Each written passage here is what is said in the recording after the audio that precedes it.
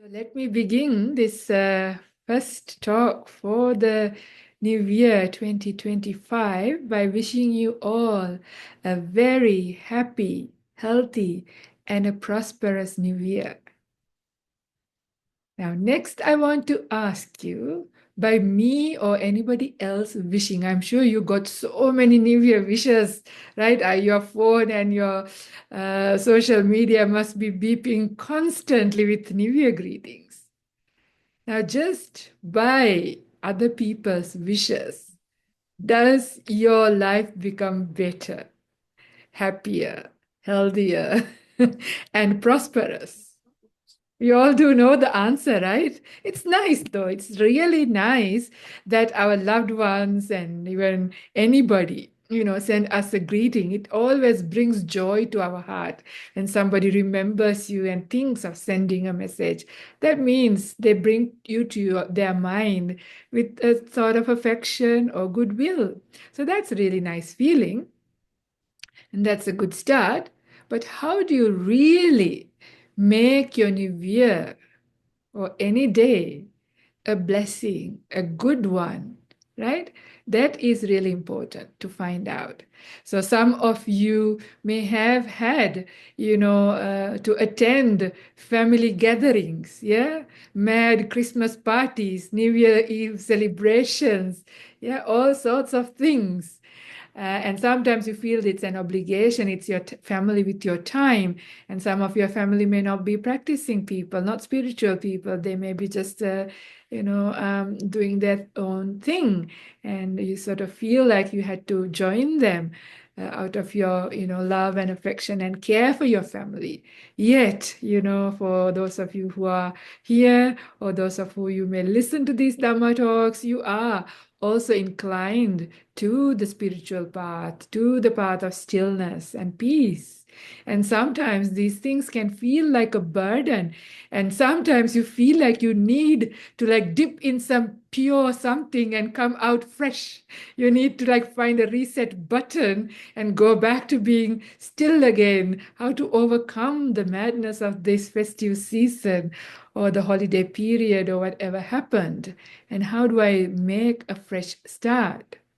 So that's why I proposed the topic, a fresh start to the new year. This is how we all feel like, right?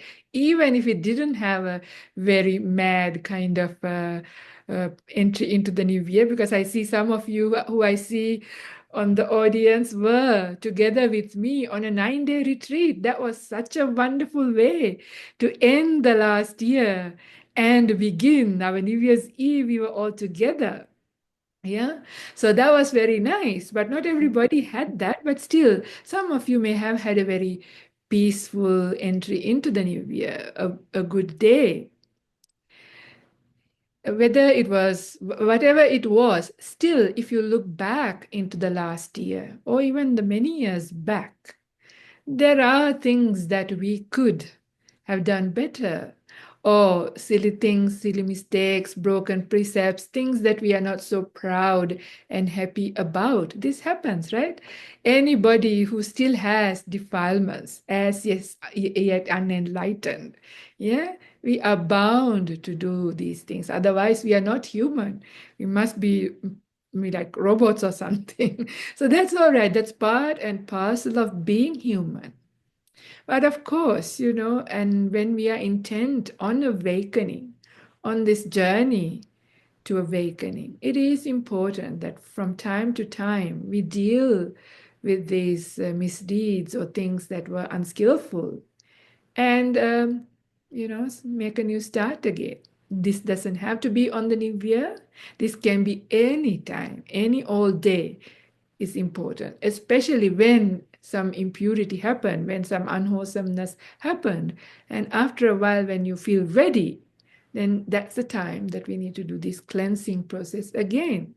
However, the start of the new year is a good day. And I reckon 2nd of January is a better day to make your new year resolutions or do the cleaning up act than the 1st of January for most people. Because if you were on a New Year's Year mad party, maybe not people in the audience, but some people are still may have had a hangover yesterday. Or even if it is not a hangover, just staying up till midnight and waking up late and feeling not so well if you didn't sleep well. So 1st of January, many people don't deal well. Actually, I haven't still uploaded the last talk, which was about how to, alternate way of dealing with Christmas and New Year and how to do skillfully. But, sometimes it's not within our ability to control. Even I myself did not have any control over my New Year's Eve celebration. Because in the previous talk, I mentioned for me, the celebration of the New Year happens with the first light at dawn, yeah, or even before the first light, yeah, just before the dawn. That is for me the fresh start. It's a fresh time, beautiful time of the day of the 1st of January. However, because I was in a retreat and there was a plan to have a New Year's Eve chanting and meditation at midnight, so I had to do that. However, I was surprised, yeah. So we entered the New Year, interestingly enough, listening to the Metta Sutta in Italian. It's really funny because Bhante Sujato also joined us on the Zoom. It was a hybrid event. He was in Italy teaching a retreat, so they also joined. So we all decided to chant the Metta Sutta, the Sutta on loving kindness, in English, Italian, and Pali. So by the time it went to 12 o'clock, we were listening to the Loving Kindness Sutta in Italian. It was funny. But anyway, that's how it was. But soon after that, my mind was quite alert. It was also the last day of a 9-day retreat, so quite a build-up of nice, good energy. So I sat actually till about 1 o'clock. I thought, never mind what happens later. Now that I'm here and fully alert, let me meditate. So even if I went back to bed, I was still quite alert. And then I woke up again before 5. So it's really nice here in Sydney. That was just when, the first lights were coming. And I could see, just before the dawn, so beautiful. The birds were singing. And I did a little bit of Tai Chi, watching out through my window. And then I sat in meditation again. So I still had my way of wanting to do the New Year entry, but I was fresh, luckily. Yeah. So I was not sleepy, surprisingly, even though with little sleep. So that's really nice. Yeah. So I just wanted to mention that it is out of our control. So some of you may have had a fresh day. Some of you may have not had a fresh day. So regardless, second, I hope by today that you have catch up on with your sleep and rest and feel a little bit better. Yeah, so it's a day, because when we make resolutions, the resolutions are never to be done at midnight when you are half drunk or so tired in the midst of chaos, or when the mind is not alert. So it is really important that you make your resolutions or determinations, however you want to call it, or clean up act, at a time when the mind is ready, when the mind is peaceful, when the mind has enough energy, joy. Yeah. So it is really good if you even do a bit of meditation. Yeah. Settle yourself, have a good meditation, then reflect back. That's the time that you are ready to reflect back at the things that didn't go so well, because that is important. It's also important to reflect back the things that went well, so you can do one or the other after the other. So you can do maybe the things that didn't go well first, no, maybe the things that you did well first, so you can bring up more joy in your heart. Yes, I could keep my precepts many days. I did acts of generosity. I did more meditation. I grew in my right view. I did so many good things this year. So you can feel good about self. It is important to bring up the things that you did well. And then when the mind has enough joy, this is actually Chaga Anusati, yeah, your generosity of your heart, or your Sila Anusati, your virtue reflections on your good conduct. These things bring joy. Yeah, so once the mind has joy and happiness, once you've seen that you have done good things as well this year, then you can reflect back and see, okay, let me also see where did I go wrong? What were the silly things that I did last year that I could do better?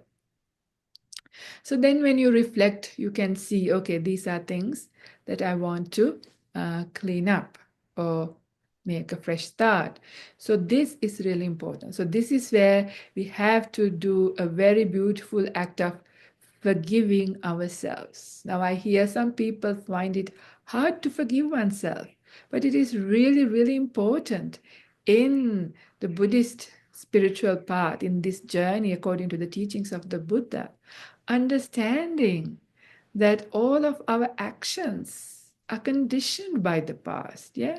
And the mindfulness also, when there isn't enough mindfulness, past habits, past conditioning, whichever happened strongly, whichever happened many more times, takes over, yeah, takes the better of you, and you end up doing things that you rather didn't.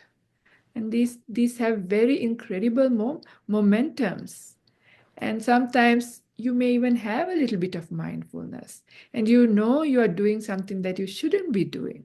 And you're fully mindful, even not fully, but you know you're mindful. And you wonder why. And we've spoken about this before as well. And that is because our right view about these things is not yet strong enough. So if the right view that, you know, whatever actions that are unskillful done by body, speech, and mind have karmic consequences, you know, you fall back on the path. It takes you away from peace, away from happiness, away from awakening. But sometimes this right view about these things are not yet strong enough. So that is why even the mindfulness is there.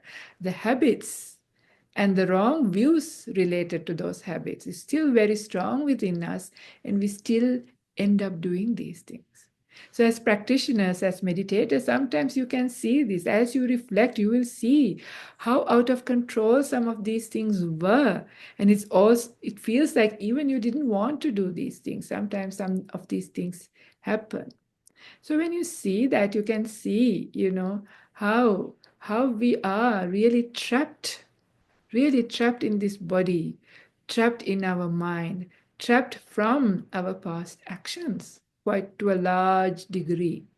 But it is not a trap that we can't break free of. Otherwise, the path to awakening is not available. But it is available, which means that we can break free of these traps, these prisons, yeah, that we are in. But that is the whole path. It takes a while. So, in the meantime, what we have to do is be patient and keep forgiving ourselves with the right understanding. So, reflecting back, seeing the conditionality, then we forgive ourselves. And then, I mean, first part is to acknowledge, yes, whatever I did, instead of justifying it, acknowledge, yes, that was not the right thing to do. Yeah. And then you forgive yourself, understanding why it happened. You may not fully understand, but you know it's causally a reason. And then you realize, what can I do better? What would be a good resolution? So going forward, if these kinds of stuff repeat, how do I want to act? What can be helpful to me? Yeah, so all these things are what is in all the teachings of the Buddha. This is why we listen to Dhamma talks, study the Dhamma, and practice together, discuss, yeah, to find out common problems. These are common to all people. So you can do some research, you know, reflections, and find out what may work for you to do it better next time. And you can try out. So you can try a few different things. So this is how you can maybe have a fresh start. So first of all, forgiving oneself, very important. And the second thing is, of course, forgiving the other people. You know, all the things that happen to you that have been difficult, hurtful, harmful. This is also part and parcel of our life. Also, these are also our karmic consequences. Yes, some things that are presented to us don't just fall, right? They are related, yeah. They have a reason why it happened. So you understand that with that understanding the other person is also conditioned, yeah. There is also these momentums happening. So understanding that we forgive the other person. That doesn't mean you allow them to continue to harm and hurt. Put your boundaries down, take action, do all of those things. But any ill will, negativity, hurt that you have in your heart, it is good to clean it up when you're ready, good and ready. Or make the intention when I'm ready at some point in my practice this year, may I be able to clean up, give up that and let go of that incident, that hurt, that harm that happened to me. May I be able to forgive this person when I'm ready. Not to force it, it has to happen through understanding when you're ready. Yeah. And you can make steps towards that. And it's such a beautiful feeling when you do that within you, when you let it go. And then, of course, it is really nice if it is possible to even go like this is for anybody that you have harmed, you can go and ask for forgiveness.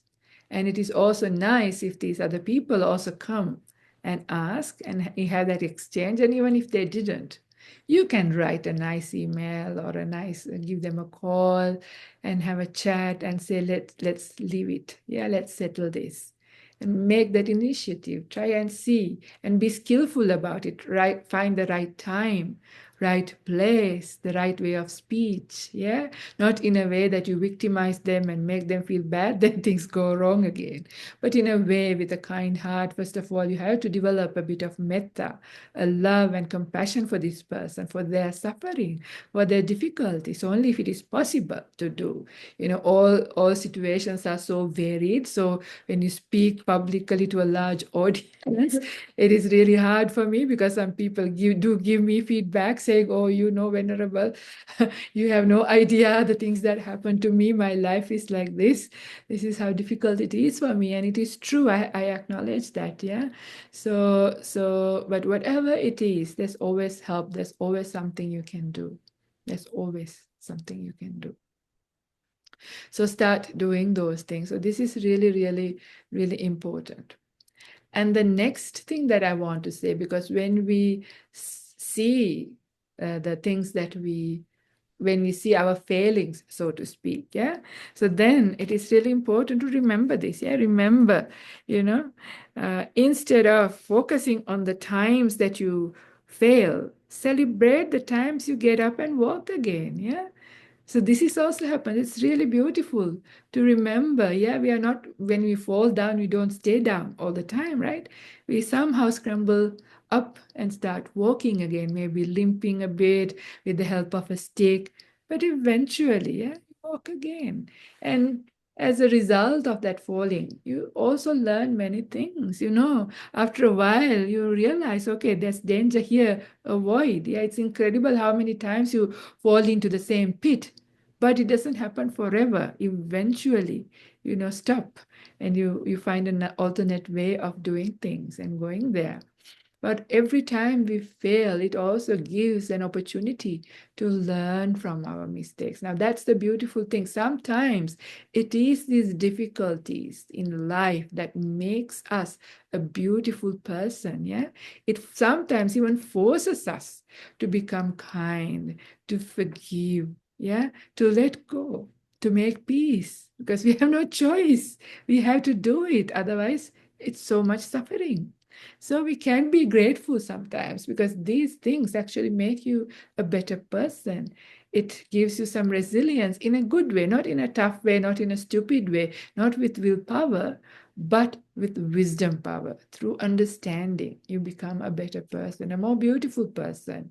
Yeah, and you really grow in the Dhamma with all these difficulties, these problems. So you can, in fact, when you're good and ready, even have gratitude towards the difficult people and the difficult situations you had last year. Yeah, because that's what made you who you are now, or you can make use of those opportunities.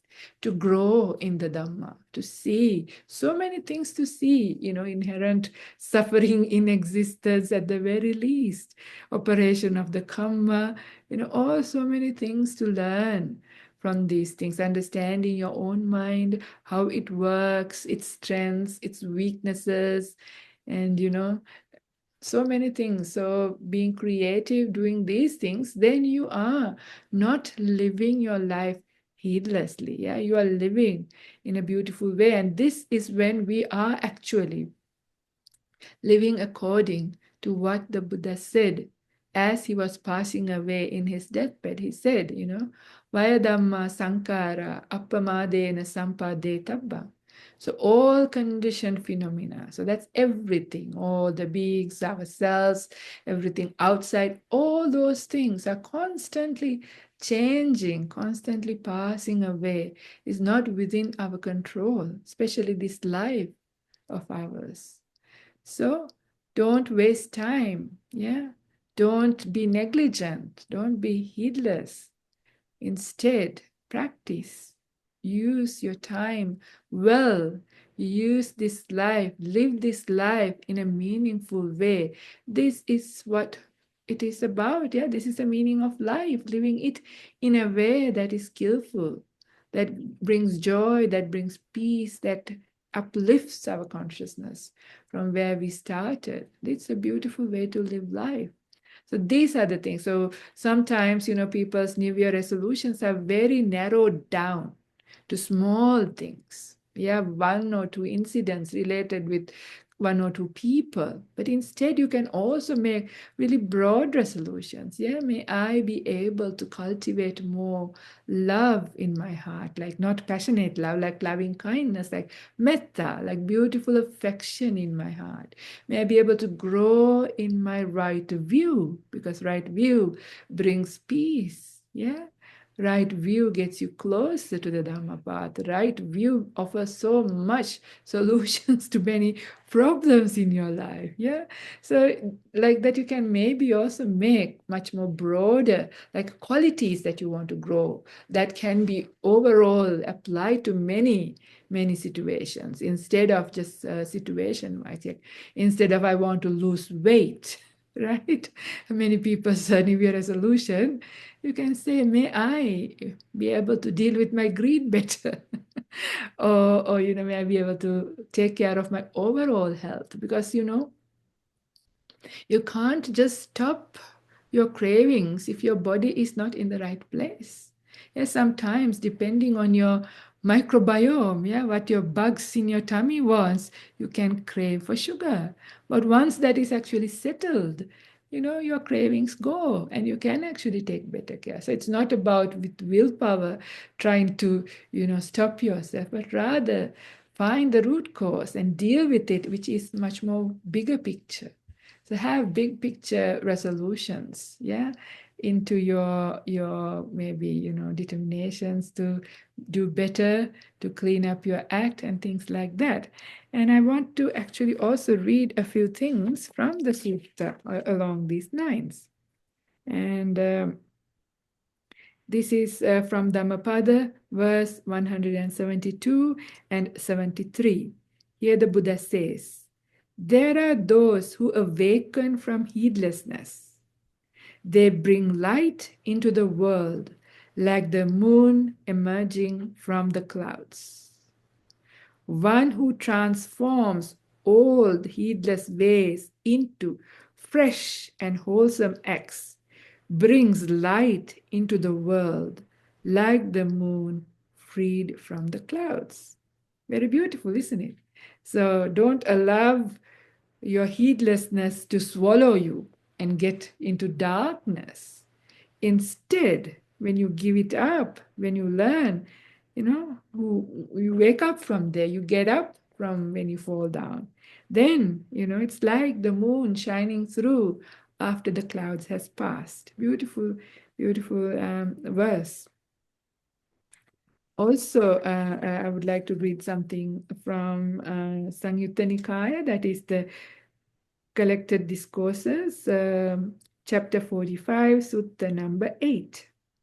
I think this is only just an extract. Yeah, no, first one actually I want to read is from Anguttara Nikaya, chapter 10, Sutta number 94. So, if householder, when one strives in a particular way, unwholesome qualities increase and wholesome qualities decline, then I say one should not strive in such a way. But if when one strives in a particular way, unwholesome qualities decline and wholesome qualities increase, then I say one should strive in such a way.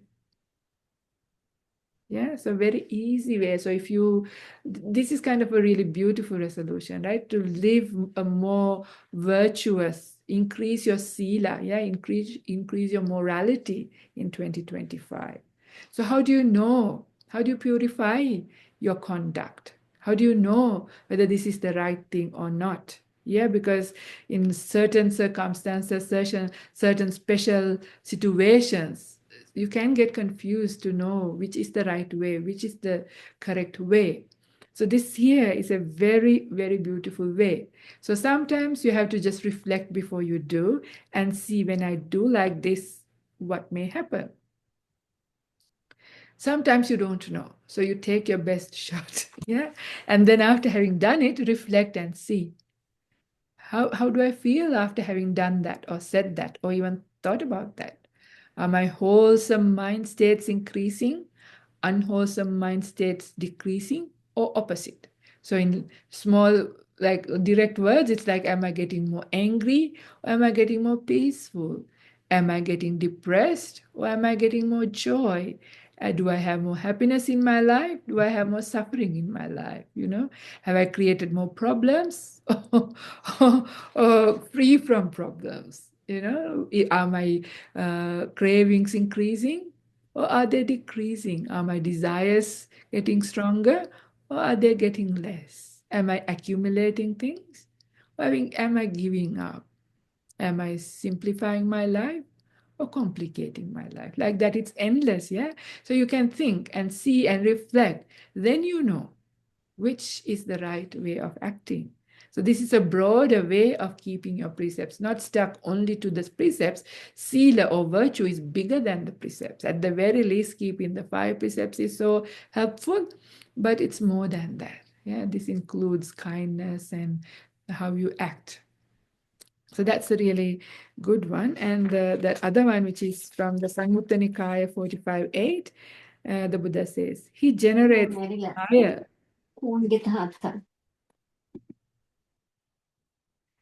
So again, so from the Samyutta Nikaya 45.8, this is how it goes. He generates desire for the abandoning of a recent evil, unwholesome states. He makes an effort, arouses energy, applies his mind, and strives. He generates desire for the arising of unarisen wholesome states. He makes an effort, arouses energy, applies his mind, and strives. So this is right effort. So another really nice New Year's resolution is to have more right effort in my life this year, yeah? And then you can work with it. You can take right effort as your way. So don't take too many things, because if you take too many things, you end up doing nothing and get stressed about it. Yeah. So pick one for this year, which your heart inclines to, which you think that you could do. Learn it, apply it, investigate about it, read all the suttas about it, listen to all the talks related to this kind of quality, and you can grow, because each quality, whichever quality it is overall, yeah, works in the overall path anyway. But you can just make your entry using one or two, or at the very most 3 qualities for this year. So these are some things that I wanted to share, right? So I can also maybe mention some things like, it's not your skill but your attitude that makes you successful, because this is another thing, right? Because we want to be successful in our worldly endeavors as well as our spiritual goals. So we this is a very beautiful approach, a fresh start to the new year as well. But very often, we have this problem, thinking that it is difficult for us to do things. Our success relies on, our skill or qualification or physical ability or strength. Yeah, they may matter, they may help, but most of all, what makes you successful is your attitude. Yeah, so again, this is something that we can work with in our mind. Yeah, in our mind, we can see what is my attitude towards these things. Why do I fail with this every time? Yeah, I mean, we have enough life experience to reflect back at things. And then we can see what was my attitude towards these things? Why was it difficult? Why did I fail? And how can I think about it differently? How can I apply myself differently? Yeah, how can I understand this differently? So when the attitude changes, it brings a lot of change. You suddenly realize you can achieve many things that you thought you couldn't. It's incredible the things that people end up being able to do. And the last thing that they think they could do, and they end up doing. Yeah, there are lots of blockages in our mind, things that blocks us from. These are some of these views that we have taken up.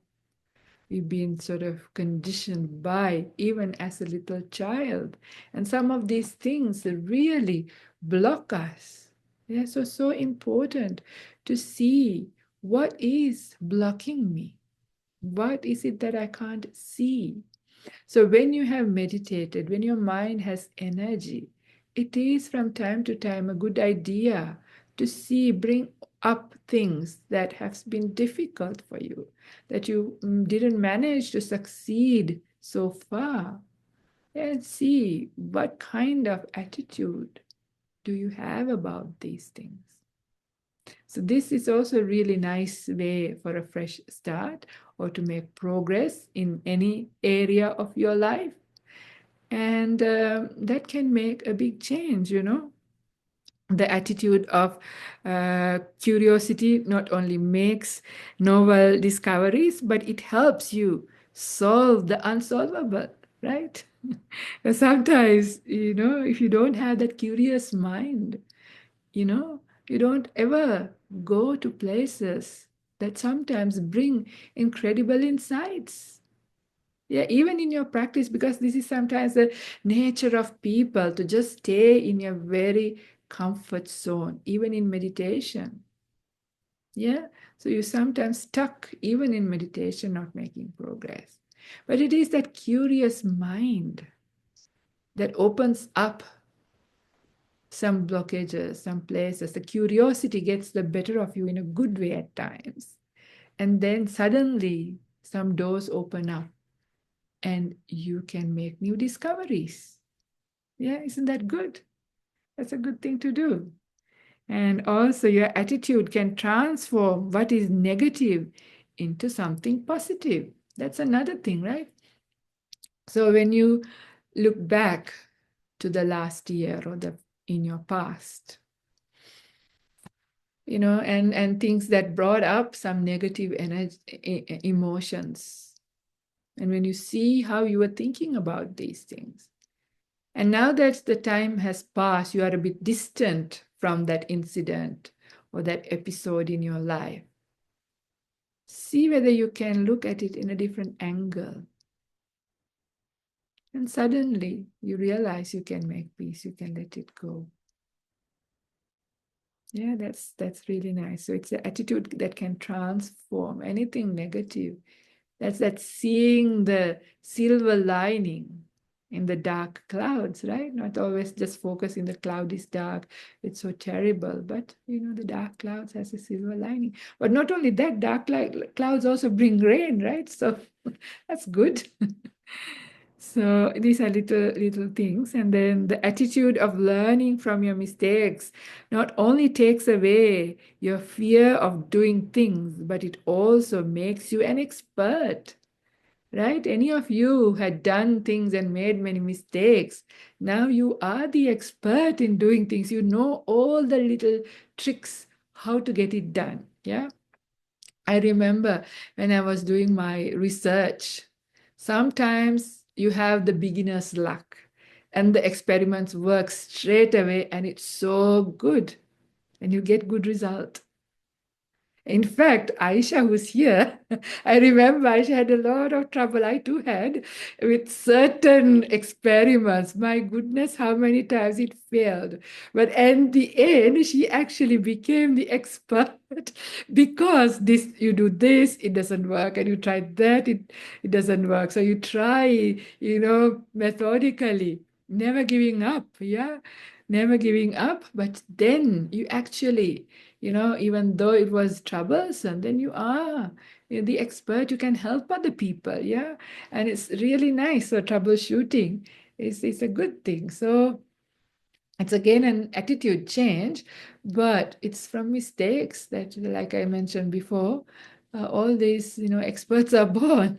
Really, not by just studying. You can't really become an expert by just knowing the theory.